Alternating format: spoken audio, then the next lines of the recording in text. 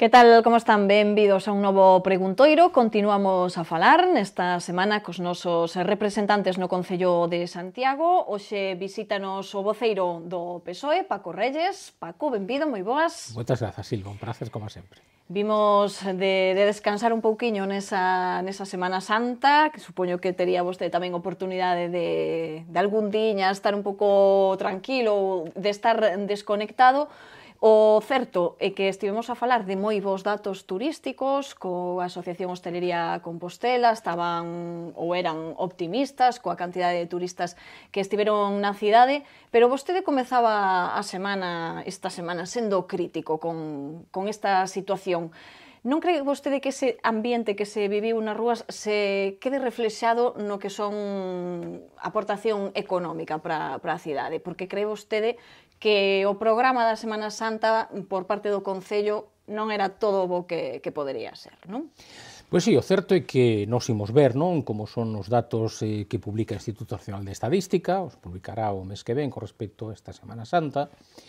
Tamén lembro que durante o verán do pasado ano se falaba tamén de porcentaxes de ocupación preto do 100%, despois resulta que estiveron no redor do 78-80%. En principio, os datos en sí non son malos e nós non esperamos uns malos datos de ocupación das estadísticas. É certo que hubo moita xente en Santiago de Compostela, particularmente no que é o casco histórico. Tamén é certo que vías pois toda unha riada, non, de xente que chegaba cos autobuses, que chegaba cos coches, que os aparcaba en Xoán 23, que pasaba unhas horas e que cando chegaba o mediodía tarde a xente collía eses autobuses, eses coches e marchaba da cidade. É dicir, era xente que viña pois a visitar a cidade e non a pernoctar. De paso, non? Exactamente, que é o que fundamentalmente nos interesa, non?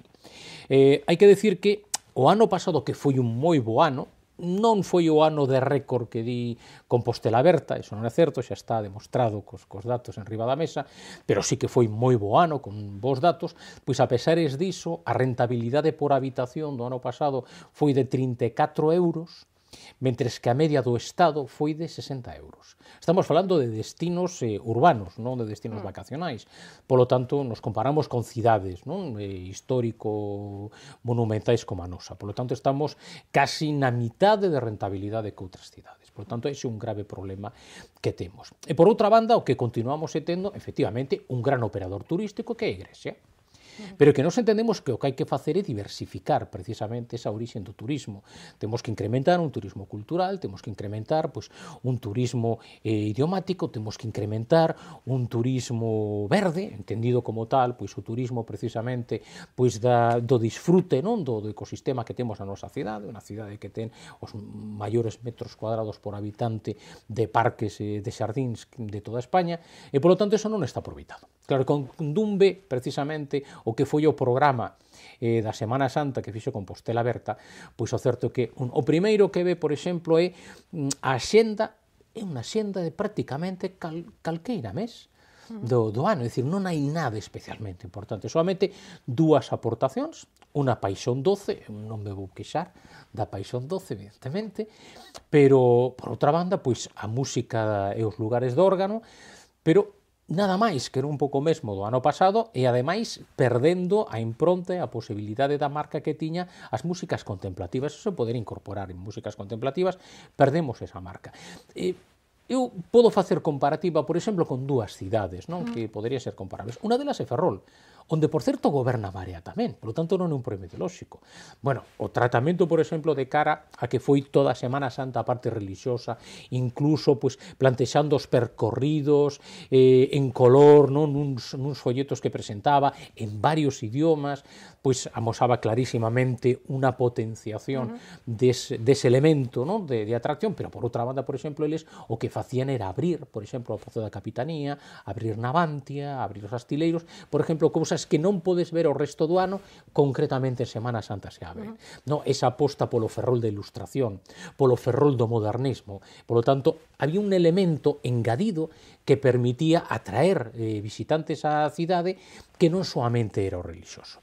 Iso aquí, en Santiago, pois non o vemos, é dicir, vai pasando o tempo, van pasando as oportunidades, e é unha cuestión que Compostela Aberta non aposta por facer iso, non non temos o plan estratégico de turismo, non temos un plan estratégico de museos nesta cidade, e polo tanto estamos perdendo unhas oportunidades que nos entendemos que son esenciais para esa propia diversificación do atractivo turístico da nosa cidade.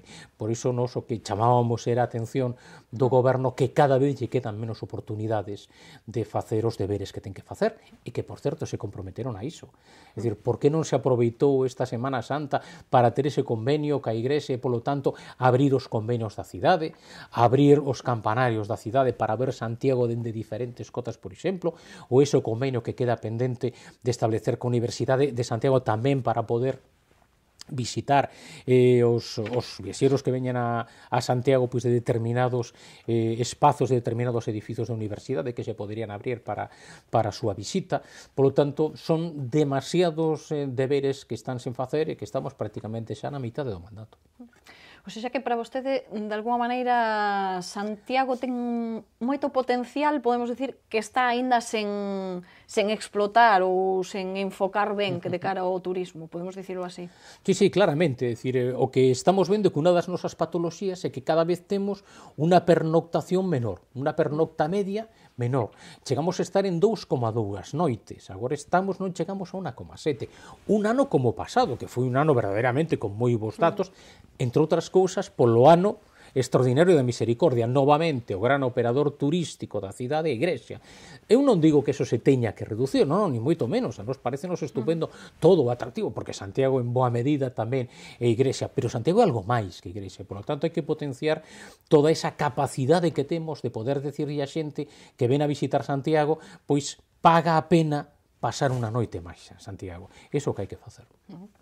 Ben, pois imos deixar o tema do turismo, imos falar agora de centros socioculturais, porque sabe vostede que ven o alcalde de anunciar que se vai poñer en mans da Fiscalía certas irregularidades detectadas en anteriores contratos coa empresa que xestiona os centros socioculturais e a mesma vez, pois podemos dizer que por fin se licita un novo contrato, por fin hai uns novos pregos para que se contrate este servizo que leva algo máis dun ano sen contrato, é algo que levan criticado moito xa dende a oposición.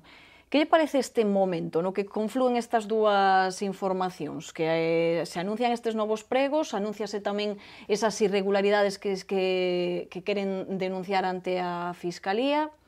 Como valora esta situación actual? Bueno, primeiro que hai que decir é que nós, dende logo, non imos decirlle a un goberno cando ten que ir a Fiscalía e cando non ten que ir, se les entende que existen uns indicios de presuntos delitos para levar diante da Fiscalía, pois eles o saberán. Outra cousa é que a min a impresión que me dá, e non podo evitar pois esa lembranza daquela mochila de Conderroa, que foi pois levando particularmente neste caso a un xulgado de Lugo, pois expedientes que se arquivaron absolutamente todos. Esa foi a realidade, non?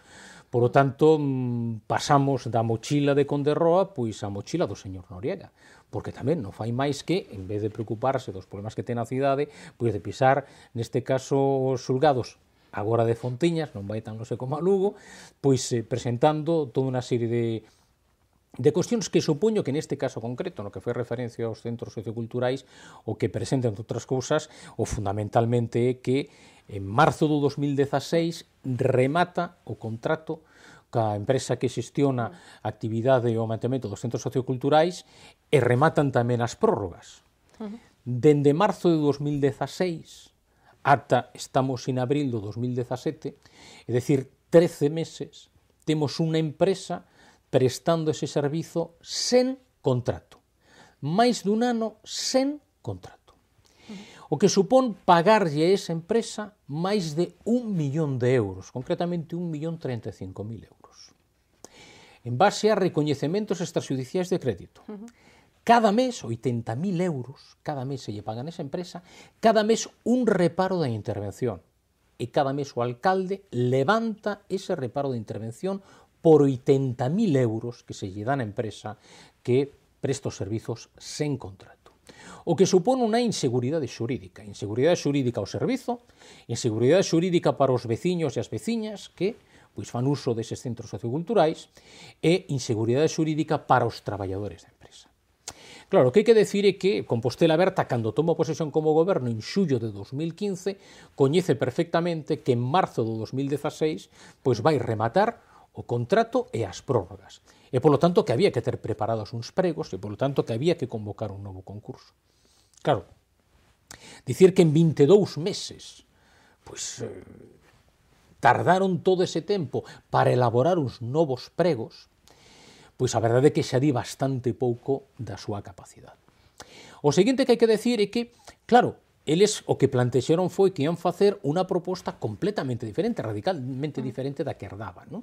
Eles dixeron, non, imos traballar con funcionarios do Concello e imos contratar puntualmente diferentes actuacións, diferentes procesos de dinamización dos centros socioculturais. Claro, cando un ve os pregos novos, pois o certo é que é exactamente o mesmo modelo que o que eles herdaron. Por lo tanto, claro, casi 2 anos para facer o mesmo, pois supoño que o van ter que explicar a Fiscalía e o van ter que explicar ao Tribunal de Cuentas. Como poden pasar máis dun ano sen contrato e pagando máis d'1 millón de euros a dedo a unha empresa, e por outra banda, como poden tardar prácticamente 2 anos en facer o mesmo que eles herdaron. Por certo, eu lembro perfectamente que no pleno de xuño de 2016 o alcalde persoalmente se comprometeu a que os pregos estarían aprobados e se iniciaría todo o proceso de licitación en xullo do 2016. Insisto, estamos en abril do 2017 e non está convocado aínda o concurso. Por lo tanto, eu supoño que o que leva a Fiscalía é a súa incapacidade e a falta de xestión e ter durante máis dun ano por un prezo de máis d'1 millón de euros a unha empresa ganando 80.000 euros cada mes a dedo e sen contrato. Supoño que é o que leva a Fiscalía. Sí. Porque para vostedes sería máis grave esta segunda parte de estar este ano enteiro sen ese contrato que esas certas irregularidades das que falaba o alcalde, que son o que supón que van levar a... Eu as irregularidades das que fala o alcalde as descoñezo. Eu o que si coñezo é a irregularidade de, insisto, máis dun ano unha empresa ganando máis d'1 millón de euros a dedo, sen contrato, e ademais é que non o digo eu, que pues, a xente podería decir, ten os seus intereses e a oposición, é que o di a intervención. E que o den os funcionarios habilitados do Estado. Están a decir, isto é unha irregularidade. E cada mes, por valor de 80.000 euros de negocio para a empresa, o alcalde levantou mes a mes cada reparo que poñía a intervención. Para ao final ofrecer exactamente o mesmo que herdou. Falaba vostede de que van ter que dar explicación sobre esta situación que se xerou alrededor dos centros socioculturais, pero non sei se vostede ten algunha explicación, se atopa algunha explicación que xustifique esta tardanza. A tardanza? Pois o terán que explicar eles. O primeiro que penso claramente é unha incapacidade porque es que se está a dar en prácticamente todos os contratos. Que pasa co transporte público, co transporte urbano? Pois unha prórroga de contrato. Que pasa ca xestión das pistas de pádel? Sen contrato. Levamos xa agora uns meses, sen contrato. É dicir, é sistemático que Compostela Aberta, coñecendo, insisto, dende xullo do 2015, que cando eles toman posesión do goberno, coñecen exactamente cando van rematar as diferentes concesións, e nos atopamos que sistemáticamente teñen que estar ou ben con prórrogas ou ben pois recurrindo ao recoñecemento extrajudiciais de crédito e que as empresas presten os servizos pero sen contrato. Por lo tanto, isto é unha constante en Compostela Aberta. Eu penso que iso teñen que explicarlo.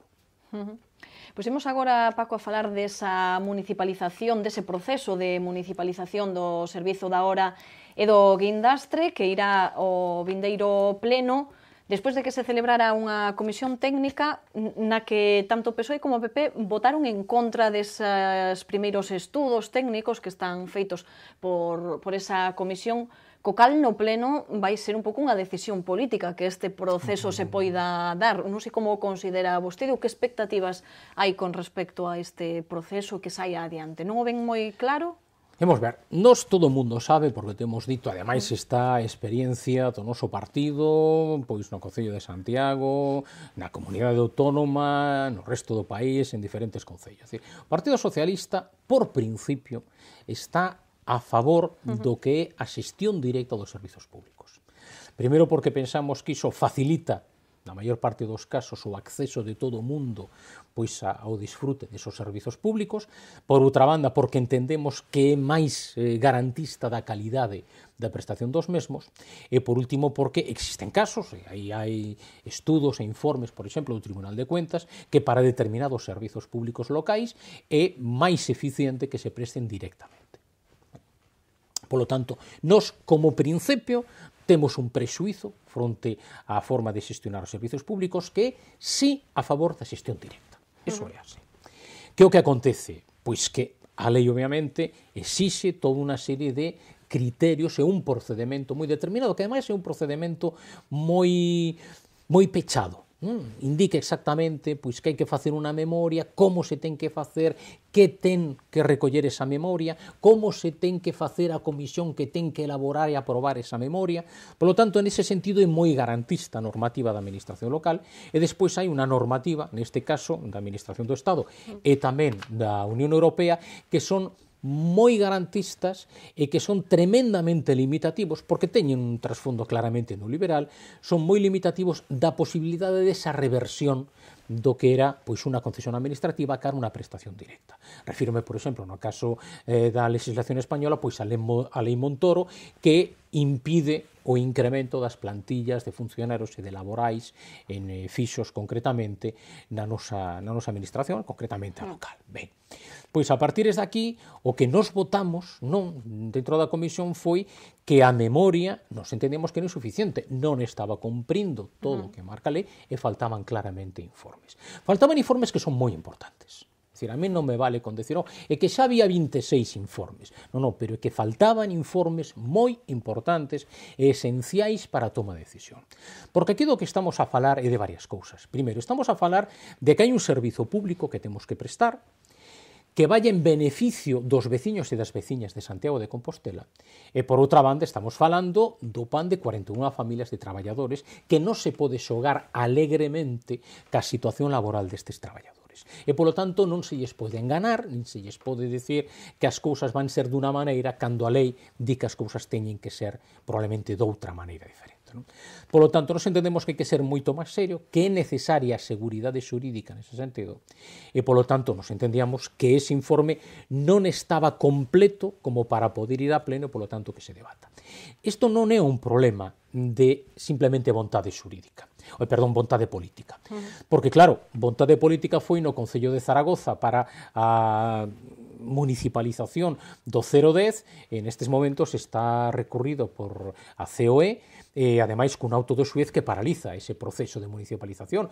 Ou, por exemplo, iso aconteceu en Valladolid, no que o propio Ministerio de Facenda se personou para presentar o recurso e, polo tanto, paralizar tamén o proceso de municipalización con todas as consecuencias que iso ten. O que hai que dicirlle moi claro a xente é que, por exemplo, unha das cuestións que dentro desa memoria o que aparece é que subirían as tasas ata un 5% por enriba das actuais, é dicir, é que o que ten que pasar, entre outras cousas, é que esa municipalización sexa un beneficio tamén para a ciudadanía, para os veciños e as veciñas. Por eso nos plantexamos unha cuestión. Por que non se estuda nesa memoria a posibilidade de xestionar agora como se está a facer nos concellos de Pontevedra e de Ferrol, no que non se cobra, pero sí que se multa no caso de que non exista esa rotación necesaria precisamente para que o espazo público, o uso do dominio público, pois verdadeiramente sexa favorable, sexa útil para todos e para todas. Non se quiso incorporar ese estudo, por lo tanto, nos entendemos que tal e como está esa memoria non está preparada para ir a un pleno.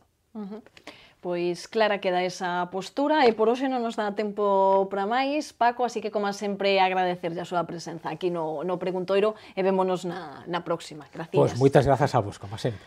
E a vostedes tamén vémolos mañá nunha nova entrevista aquí no Preguntoiro. Graciñas por acompañarnos.